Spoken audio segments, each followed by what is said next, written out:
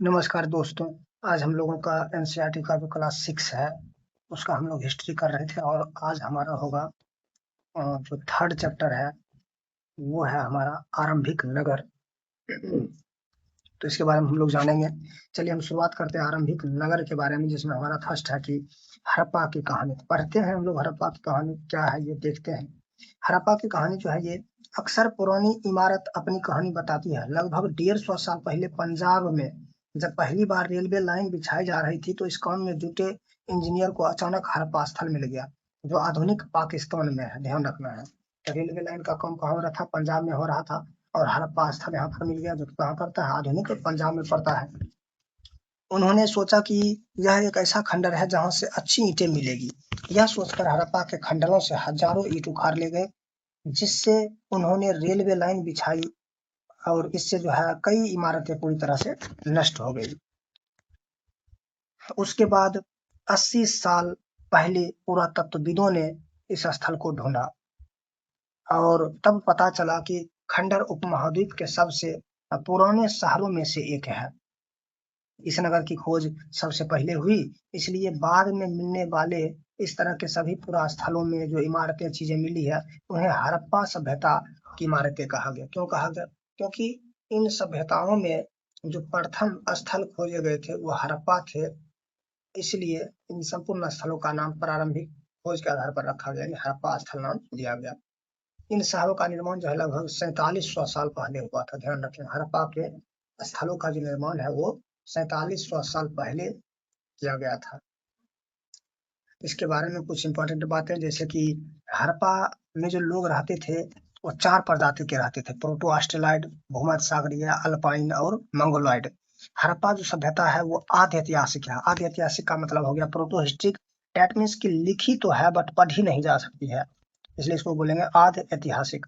अब कांस्ययुगीन सभ्यता भी कह सकते हैं क्योंकि उस समय कांस्य का प्रचलन था। हड़प्पा जो है इसकी खोज की गई कार्बन 14 के द्वारा और कार्बन 14 का खोज किया था बी.एफ. लिबी ने 1946 में। हड़प्पा जो है पाकिस्तान के पंजाब प्रांत के मोंटेगरी जिला में है, ये आपको ध्यान रखना है। हड़प्पा कहाँ है? पाकिस्तान के पंजाब प्रांत के मोंटेगरी जिला में ये स्थित है। चलिए नेक्स्ट है हमारा कि मोहनजोदड़ो के नेक्स्ट है कि इन नगरों की विशेषता क्या थी?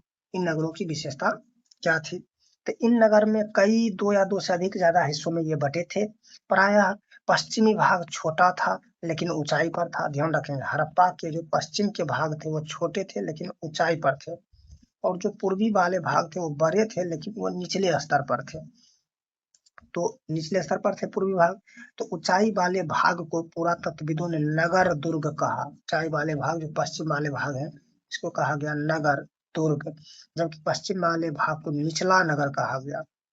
निचला नगर कहा गया। इसमें जो ईंट लगा था वो बिल्कुल अच्छी किस्म की ईंटें जो है उसमें लगा हुआ था। अच्छा, इसके अलावे आपको ध्यान रखना है कि जो हड़प्पा है वो वर्तमान में रावी नदी के तट पर, रावी नदी के बाएं तट पर है। R37 जो कब्रिस्तान है इसका भी खोज हड़प्पा से हुआ है। इसका खोज राय बहादुर दयाराम साहनी ने वर्ष 1921 में किया था। राय बहादुर दयाराम साहनी। और हड़प्पा के जो टीले और अवशेष है उसके बारे में पता 1826 में चार्ल्स मेंशन के द्वारा लगाया था। Charles mention.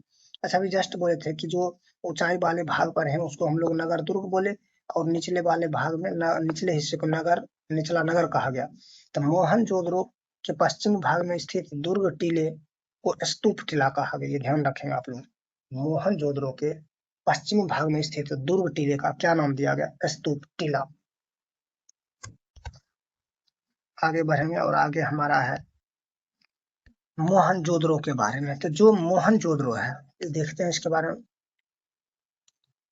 मोहनजोदड़ो में खास तालाब बनाया गया था जिसे पुरातत्वविदों ने महान स्नानागार कहा। महान स्नानागार कहा। इस तालाब को बनाने में ईंट और प्लास्टर का उपयोग किया गया था। इसमें पानी का रिसाव रोकने के लिए प्लास्टर के ऊपर चारकोल की परत चढ़ाई गई थी। ये बातें आपको ध्यान रखना है। मोहनजोदड़ो वर्तमान में जो है वो आपके ये भी पाकिस्तान में है, पाकिस्तान के लारकाना जिला में है। और अभिलेख युक्त मुहर जो है वो सर्वाधिक मात्रा में कहाँ से मिली है? तो वो मोहनजोदड़ो से मिली है। मोहनजोदड़ो की भाषा जो है वो भाई सिंधी भाषा है। अच्छा, मोहनजोदड़ो किस नदी के किनारे है? तो वो सिंधु नदी के दाएं तट पर स्थित है। और इसका खोज किया था रखाल दास बनर्जी 1922 ईस्वी में। मोहनजोदड़ो का शाब्दिक अर्थ होता है मृतकों का टीला। मोहनजोदड़ो में ही बनाया गया है महान स्नानागार। जो महान स्नानागार है, इसके बीच में जो है दोनों तरफ उतरने के लिए सीढ़ियां लगी होती थी और इसके चारों ओर कमरे बनाए गए थे। इसमें भरने के लिए कुएं से पानी निकाला जाता था। ये जो आपका मोहनजोदड़ो है, ये किसी विशेष जो अवसर होते थे उस पर लोग इसमें स्नान करते थे, आपको ध्यान रखना है। तो विशाल अन्नागार और विशाल स्नानागार जो है ये मोहनजोदड़ो से ही प्राप्त हुआ है। और विशाल स्नानागार को मार्शल ने आधुनिक विश्व का आश्चर्यचकित माना। आधुनिक विश्व का आश्चर्यचकित। अच्छा, हम लोग हड़प्पा देख लिए, मोहनजोदड़ो देख लिए। तो क्वेश्चन है कि हड़प्पा और मोहनजोदड़ो को जुड़वा राजधानी किसने कहा? वो पिग्गट ने कहा। किसने कहा भाई? पिग्गट ने कहा। इसके अलावा जो है आपको हड़प्पा से कुछ विशेष साक्ष्य भी मिले हैं, सॉरी मोहनजोदड़ो से। जैसे कि आपको ध्यान देना है मछुआरे का चित्र, मछुआरे का मछुआरे का जो चित्र है वो मिला है मोहनजोदड़ो से। शंख का बना बैल मिला है। स्त्री के गर्भ से निकलता पौधा मिला है। पीतल का बना इक्का मिला है। ईंट का वृत्ताकार चबूतरा मिला है। गेहूं और जौ के दानेदार अवशेष भी आपको मोहनजोदड़ो से देखने को मिला है। चलिए, उसके बाद हम आगे बढ़ते हैं और आगे नेक्स्ट है हमारा कालीबंगा और लोथल जैसे नगरों में अग्निकुंड मिले हैं। तो ये भी हड़प्पा स्थल है, हड़प्पा के अन्य स्थलों में से है, सिंधु घाटी सभ्यता के स्थल है। तो लोथल और कालीबंगा जो अन्य नगर है वहां से अग्निकुंड के प्रमाण मिले हैं। संभवतः यहाँ यज्ञ किए जाते होंगे। हड़प्पा, मोहनजोदड़ो, लोथल जैसे कुछ नगरों में बड़े बड़े भंडार गृह भी मिले हैं। तो भंडार गृह कहाँ का मिले हैं? हड़प्पा, मोहनजोदड़ो और लोथल में। इसमें एक पॉइंट है आपको कि जो सिंधु घाटी सभ्यता थी वो आकृति में त्रिभुजाकार सभ्यता थी, त्रिभुजाकार थी। तो आपका पूरब का जो हिस्सा था वो आलमगीरपुर था, पश्चिम का सुतकंगे डोर, उत्तर में मांदा और दक्षिण में दामाबाद था।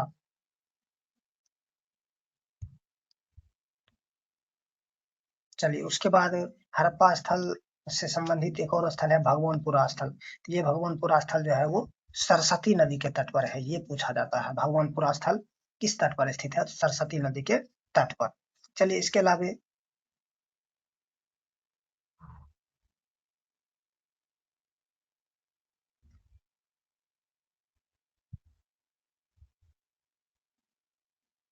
अलावा मोहनजोदड़ो के बारे में हम देखें तो यहाँ से कुछ साक्ष्य मिले हैं। हम देखे थे कि हड़प्पा से कुछ साक्ष्य यहाँ पर मिल चुके थे। जो मछुआरे का चित्र है, शंख से बना बैल है, स्त्री के गर्भ से निकलता पौधा है, पीतल का बना इक्का है, ईंट का चबूतरा है, गेहूं और जौ के दाने के अवशेष हैं। यह हड़प्पा से प्राप्त हो चुके हैं। जबकि मोहनजोदड़ो से भी कुछ साक्ष्य मिले हैं, जैसे कि कौशेष से बनी नृत्य नारी, सूती कपड़ा, हाथी का कपाल खंड, गले हुए तांबे का ढेर, सीपी से बनी हुई पटरी, हाथी का कपाल खंड, कुएं से प्राप्त नर कंकाल, घोड़े के दांत, गीली मिट्टी पर कपड़ों के साक्ष्य। तो ये सारे जो आपके साक्ष्य हैं वो सब के सब कहाँ से मिले हैं? तो मोहन जोदड़ो से मिले हैं, मोहन जोदड़ो से देखने को मिला है।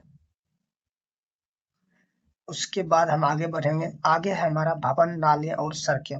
तो भवन, नाले और जो सड़कें हैं उनके बारे में हम लोग देखेंगे। भवन, नाले और सड़कें इन नगरों में आमतौर पर एक या दो मंजिले होते थे।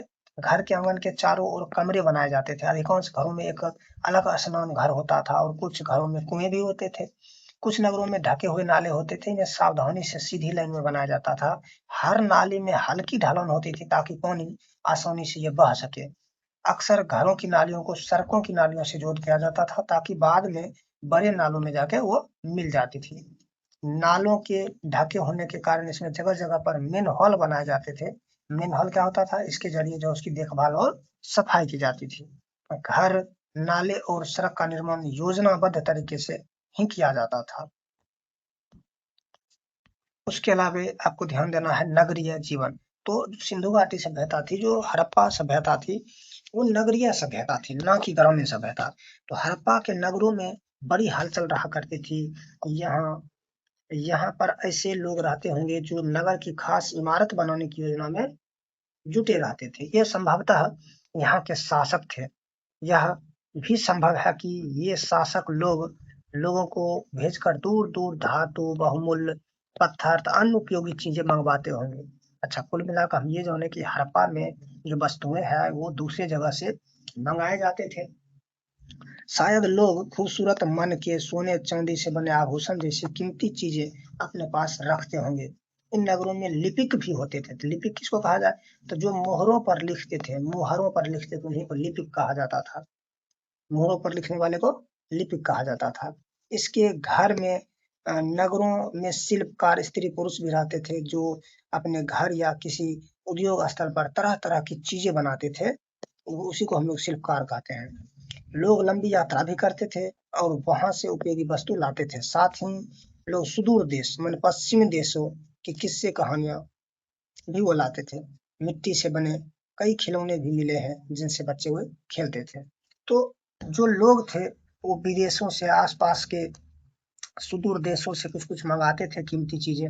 तो हम लोग देखते हैं कहाँ से क्या मंगाते थे।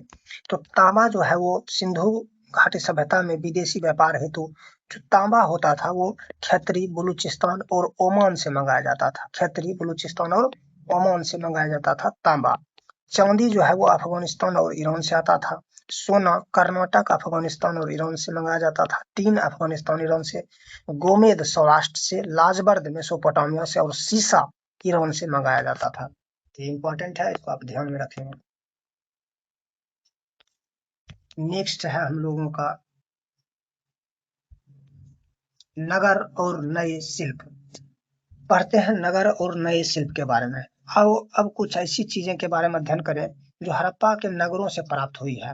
पुरातत्वविदों को जो चीजें वहां मिली है उनमें अधिकांश पत्थर, शंख, तांबे, कांसे, सोने, चांदी जैसी धातुओं से बनाई गई थी। तांबे और कांसे के औजार, हथियार, गहने, बर्तन बनाए जाते थे। सोने चांदी से जो है वो गहने और बर्तन बनाए जाते थे। याद रखना है आपको। तांबा कांसा से क्या बनता था? तो तांबा और कांसा से तांबा और कांसा से आपको औजार, हथियार, गहना और बर्तन बनता था। जबकि सोना और चांदी से गहना और बर्तन बनाए जाते थे। ये ध्यान रखना है। यहाँ मिली सबसे आकर्षक वस्तुओं में से मन के बाट और फलक है। मन के बाट और फलक, ये ध्यान रखें। हड़प्पा सभ्यता में लोग पत्थर की मुहर बनाते थे। पत्थर की मुहरें बनाते थे और ये मुहरें आयताकार होती थी। आयताकार मुहरों पर सामान्यतः जानवर के चित्र मिलते हैं, एक सींगी वाले पशु का। हड़प्पा सभ्यता के लोग जो थे वो काले रंग के डिजाइन से खूबसूरत मिट्टी के बर्तन बनाते थे। आपको ध्यान रखना है, हड़प्पा सभ्यता के लोग कैसी मिट्टी बनाते थे? तो काले रंग के डिजाइन से बनाते थे। ये मिट्टी लाल होता था। कैसी मिट्टी होती थी? मिट्टी भाई लाल होती थी। ये मिट्टी लाल रंग की होती थी, लेकिन इसके ऊपर जो डिजाइन बनाए जाते थे वो डिजाइन बनते थे बिल्कुल किस रंग के? काले रंग के डिजाइन बनते थे। ये आपको ध्यान रखना है। चलिए, उसके बाद जो वे पत्थर का प्रयोग करते थे प्रॉपरली तरीके से अ, बाट के लिए। अच्छा, ध्यान देना है, ये आपका बाट के लिए जो है पत्थर का प्रयोग किया गया है। ये घनाकार बाट है। इस घनाकार बाट में जिस पत्थर का प्रयोग किया गया है उसको कहते हैं चार्ट पत्थर।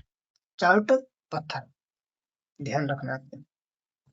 बाट के लिए किस पत्थर का प्रयोग होता था? चार्ट पत्थर का। चलिए, उसके बाद है हमारा कि ये जो आपको व्यक्ति दिख रहे हैं कढ़ाईदार वस्त्र से पहने हुए जो महत्वपूर्ण व्यक्ति पत्थर की मूर्ति पर जो बने हैं, ये मोहनजोदड़ो से प्राप्त हुए हैं। कहाँ से? मोहनजोदड़ो से ये प्राप्त हुए हैं। ये आपको ध्यान देना है। कहाँ से प्राप्त हुए हैं? मोहनजोदड़ो से कढ़ाईदार वस्त्र मोहनजोदड़ो से प्राप्त हुआ है।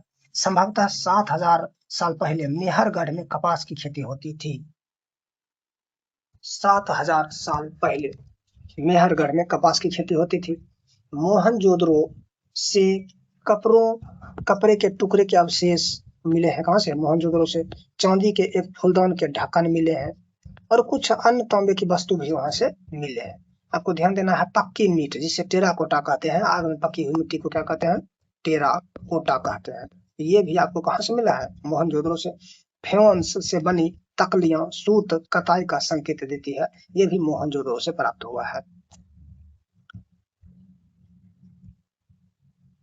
तो ये हम देख चुके हैं कहाँ से क्या मिला है, बट इसको पढ़ लेते हैं क्या है ये। इनमें से अधिकांश वस्तुओं का निर्माण विशेषज्ञों ने किया है। विशेषज्ञ उसे कहते हैं जो किसी खास चीज को बनाने के लिए खास प्रशिक्षण लेता है, उसे क्या कहते हैं? विशेषज्ञ कहते हैं। जैसे पत्थर तराशना, मन के चमकाना, फिर मोहरों पर पच्ची शिकारी करना, तो ये सारे जो काम होते थे वो विशेषज्ञ के काम होते थे। तो विशेषज्ञ किसे कहा गया है?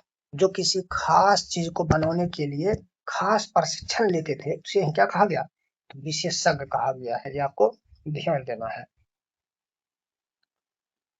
उसके बाद है कि बोला कि पृष्ठ संख्या 26 पर चित्र देखो, मूर्ति का चेहरा कितने आकर्षक ढंग से बनाया गया। तो इसको जो बनाया गया वो भी कौन बनाया हुआ है? इसको भी विशेषज्ञ ही बनाए होंगे, जो किसी खास चीज को बनाने के लिए प्रशिक्षण लेते हैं।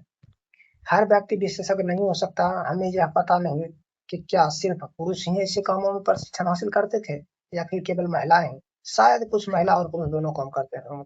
चलिए, सब तो लेक्चर हो गया, बाकी इंपॉर्टेंट पॉइंट्स हम उसको कवर करते हैं। फ्योन्स क्या था? तो फ्योन्स जो था, पत्थर और प्राकृतिक तौर पर ये पाए जाते थे। पत्थर और शंख प्राकृतिक तौर पर पाए जाते थे, लेकिन फ्योन्स को कृत्रिम तरीके से तैयार किया जाता था। फ्योन्स को कैसे बनाया जाता था? कृत्रिम तरीके से। इसके लिए जो है बालू या स्फटिक पत्थर के चूर्ण को गोंद में मिलाकर जो है वस्तुएं बनाई जाती थी। बालू या स्फटिक स्फटिक पत्थर के चूर्ण को गोंद में मिलाकर जो है फ्योन्स बनाए जाते थे।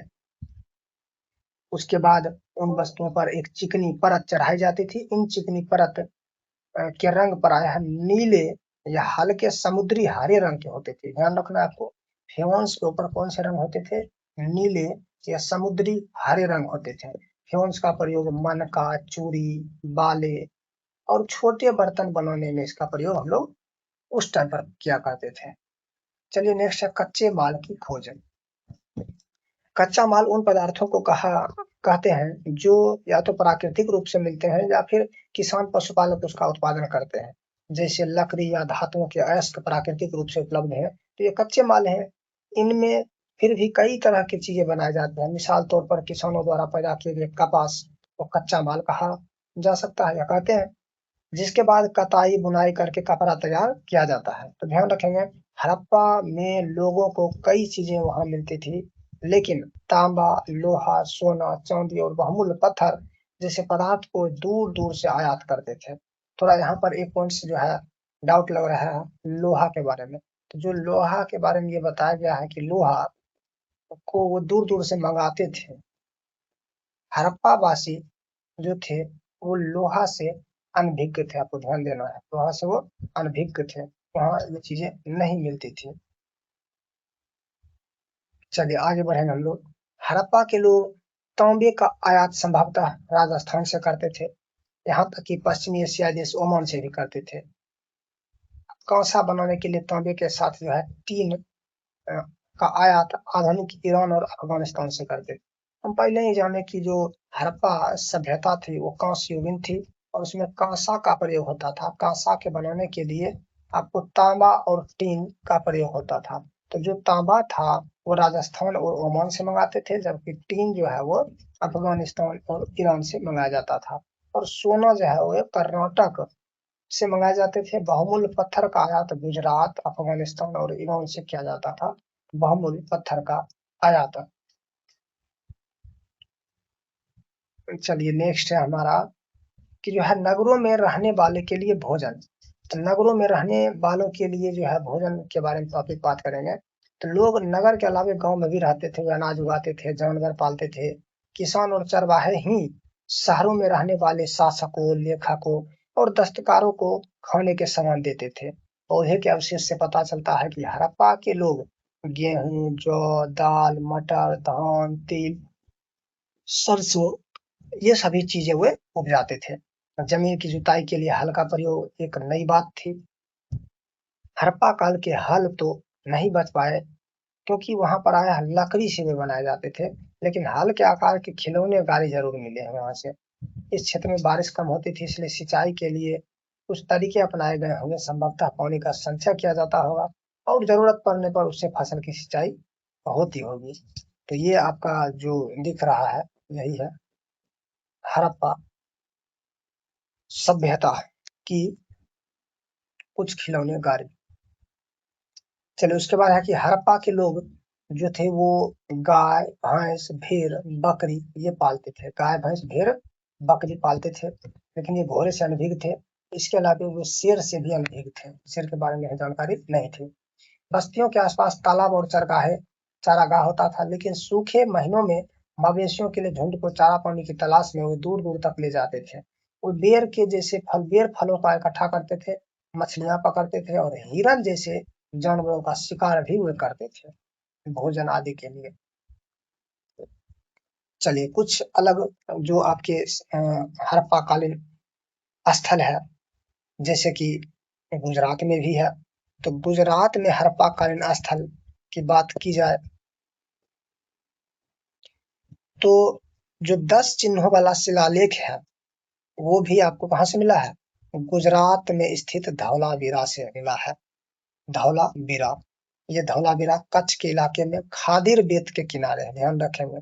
कच्छ के इलाके में खादिर बेट के किनारे धौलावीरा है। यहाँ जो है साफ पानी मिलता था और जमीन उपजाऊ होती थी। हड़प्पा सभ्यता के कई नगर 2 भागों में ही बटे थे, जबकि धौलावीरा ये 3 भागों में बटे थे।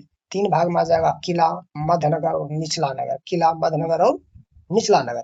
तो जो धौलावीरा है ये अपने उन्नत जल प्रबंधन प्रणाली के लिए ये फेमस है। 10 चिन्हों वाला शिलालेख मिला है धौलावीरा से। धौलावीरा गुजरात के कच्छ जिला में खादिर बेट के पास स्थित है और गुजरात में यह जो है लूनी नदी के तट पर है। धौलावीरा किस नदी के तट पर है? लूनी नदी के तट पर है। इसका खोज 1967 में जेपी जोशी ने किया था और 1990 में पुनः व्याख्यान किया गया आर.एस. बिष्ट के द्वारा। आर.एस. बिष्ट और जेपी जोशी ने। चलिए आगे पढ़ेंगे हम लोग। और आगे है हमारा कि जो है तो धौलावीरा हम देख चुके हैं, ये 3 भागों में बटे थे। उसके अलावा इसके चारों ओर हिस्से के चारों ओर पत्थर की छोटी छोटी दीवारें बनाई गई थी। इसके अंदर जाने के लिए बड़े बड़े प्रवेश द्वार होते थे। इस नगर में एक खुला मैदान भी था जो सार्वजनिक कार्यक्रम वहां पर आयोजित किए जाते थे। यहाँ मिले कुछ अवशेष में हड़प्पा लिपि के बड़े बड़े अक्षरों को पत्थर में खुदा पाया गया है, ध्यान रखेंगे। हड़प्पा लिपि के बड़े बड़े अक्षरों को पत्थर पर जो है खुदा पाया गया। कहाँ पर? तो धौलावीरा से।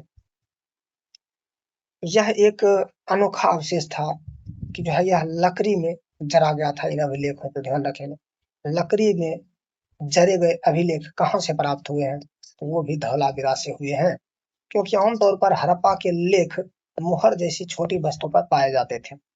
चलिए गुजरात के एक भाग को हम जान चुके हैं, धौलावीरा स्थल को। अब हम जानेंगे गुजरात के ही दूसरे हड़प्पा कालीन स्थल लोथल के बारे में। तो जो लोथल है वो गुजरात के खंभात की खाड़ी में है। साबरमती की एक उपनदी है जो इसको कहते हैं भगवा नदी। इसी भगवा नदी के तट पर है लोथल, जो कि अहमदाबाद में है, गुजरात के अहमदाबाद में। इसका खोज किया था 1954 ईस्वी में रंगनाथ राव के द्वारा। यहाँ से कीमती पत्थर जैसा कच्चा माल जो है आसानी से उपलब्ध हो पाता था। पत्थर शंख धातु से बनाई गई चीजें एक महत्वपूर्ण केंद्र था यहाँ पर। कौन सा? तो लोथल। इन नगर में एक भंडार गृह भी था। सबसे महत्वपूर्ण बात तो यह है कि यह एक फेमस बंदरगाह था। लोथल क्या था भाई? एक फेमस बंदरगाह था। हड़प्पा कालीन स्थल का एक प्रमुख बंदरगाह था लोथल। चलिए उसके बाद है हमारा एक भंडार गृह था। इस भंडार गृह में कई मुहरे मुद्रांकन और मुहर बंदी मिले हैं। मोहर जो किस तरह से लगाए जाते थे? तो गीली मिट्टी को दबाने पर उसमें ठप्पा मारकर जो लगाया जाता था मोहर, वही था आपका मुहर बंदी। अच्छा, बाजरे का यदि साक्ष्य पूछा जाए तो ये भी कहाँ से मिले हैं? तो बाजरे का साक्ष्य मिला है लोथल से। ये सारे के सारे लोथल से मिले हैं। लोथल से बाजरे का साक्ष्य, फारस की मुहर, घोड़े की लघु मृण मूर्ति, 3 युगल समाधान, ये भी कहाँ से मिला है?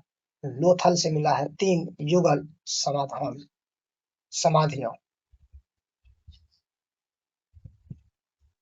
चलिए उसके बाद है कि यहाँ की इमारतें मिली है, यहाँ पर एक इमारतें मिली है जहाँ संभवतः मनके बनाने का काम होता था।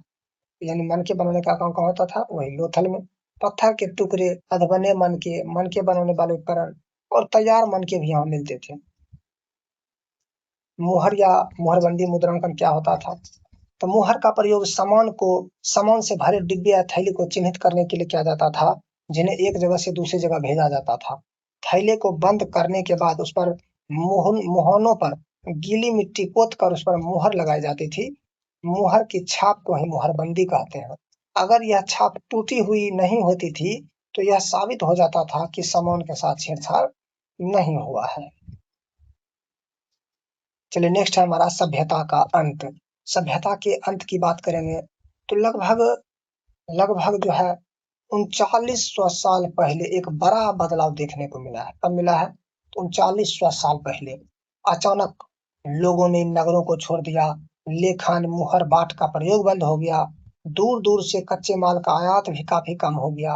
मोहनजोदड़ो में सड़कों पर कचरे के ढेर बनने लगे, जल निकासी प्रणाली जो था वो नष्ट हो गया था और सड़कों पर ही झुग्गी नुमा घर बनाए जाने लगे थे।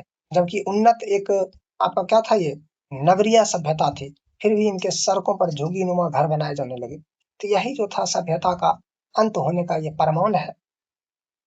अच्छा, ये सब क्यों हुआ? कुछ पता नहीं। कुछ विद्वानों का कहना है कि नदियां सूख गई, अन्य का कहना है कि जंगलों का विनाश हो गया। इसका कारण हो सकता है कि ईंट पकाने के लिए ईंधन की जरूरत पड़ी हो और जो है ईंधन काट काट कर जो है पूरा जंगल विनाश हो गया है, लोग इससे भी वहां से खत्म हो गए सभ्यता। इसके अलावा मवेशियों के बड़े बड़े झुंड से चारागाह घास वाले मैदान समाप्त हो गए होंगे। कुछ इलाकों में बाढ़ आ गई, लेकिन इन कारणों से यह स्पष्ट नहीं हो पाता कि सभी नगर का अंत कैसे हो गया। कुछ नगर का अंत होता तो क्योंकि बाढ़ और नदियों के सूखने का असर कुछ ही इलाकों में हुआ होगा, संपूर्ण सिंधु घाटी में तो हुआ नहीं होगा। इसलिए कन्फर्म नहीं कर सकते कि सिंधु घाटी की सभ्यता का अंत कैसे हुआ। इनके अंत को लेकर जो है अलग अलग विद्वानों के जो है वो अलग अलग मत हैं। तो उन मत को हम एक बार देखते हैं। जैसे जैसे कि इतिहासकार मार्शल मार्शल मैके मार्शल मैके और एस.आर. राव का कहना है कि विनाश का कारण बाढ़ था। विनाश का कारण बाढ़ था। ये किसने कहा था? मार्शल मैके और एस.आर. राव। आर्यों का आक्रमण था, यह कहे थे गार्डन चाइल्ड, मार्टिमर व्हीलर और स्टुअर्ट पिगट ने कहा था कि आर्यों के आक्रमण के कारण ही सिंधु घाटी सभ्यता का विनाश हुआ था। जलवायु परिवर्तन को मुख्य कारण बताए थे ओरेल स्टीन और अमलानंद घोष। ये इंपॉर्टेंट है, ध्यान रखना है। जलवायु परिवर्तन मुख्य कारणों में से था, यह किसने कहा था? ओरेल स्टाइन और अमलानंद घोष। भूतात्विक परिवर्तन जो है विनाश का कारण न था, ये कथन था एम.आर. साहनी और एच.टी. लैम्ब्रिक और जी.एफ. डेल्स का ये कथन है। महामारी को कारण बताया गया के.यू.आर. केनेडी के द्वारा। अदृश्य गाज के जमा होने से कहा गया। एम. दिमित्रियव के द्वारा कहा गया कि गाद के जमा होने से जो है सिंधु घाटी सभ्यता का नाश हो गया। तो इसमें आपको 2-4-5 इंपॉर्टेंट है, जिसमें से आपको ध्यान रखना है कि जो बाढ़ है, बाढ़ किसने कहा था, जलवायु परिवर्तन किसने कहा था, तो आर्यों का आक्रमण किसने कहा था। ये 3 आपको जो है आपको ध्यान रखना है। चलिए, तो अंत हो गया 3900 साल पहले। ऐसा लगता है कि शासकों का नियंत्रण समाप्त हो गया हो। जो भी हुआ हो, परिवर्तन का असर तो बिल्कुल साफ दिख रहा है। आधुनिक पाकिस्तान के लिए सिंध और पंजाब की बस्तियां उजड़ गई।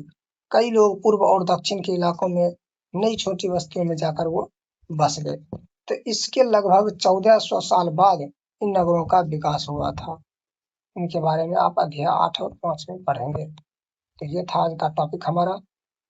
बाकी आप ये क्वेश्चन है कि पुरातत्वविदों को कैसे ज्ञात हुआ कि हड़प्पा सभ्यता के दौरान कपड़ों का उपयोग होता था।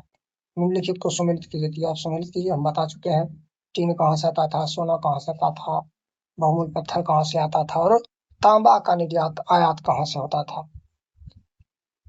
तो ये था हमारा आज का टॉपिक। कुछ पॉइंट्स है जैसे कि मेहरगढ़ में कपास की खेती हो गई 7000 साल पहले। नगरों का आरंभ हो गया था 47वां साल पहले। हड़प्पा के नगरों का अंत की शुरुआत हो गई थी 39वां साल पहले, और अन्य नगरों का विकास हुआ था 25वां साल पहले। तो धन्यवाद, थैंक यू।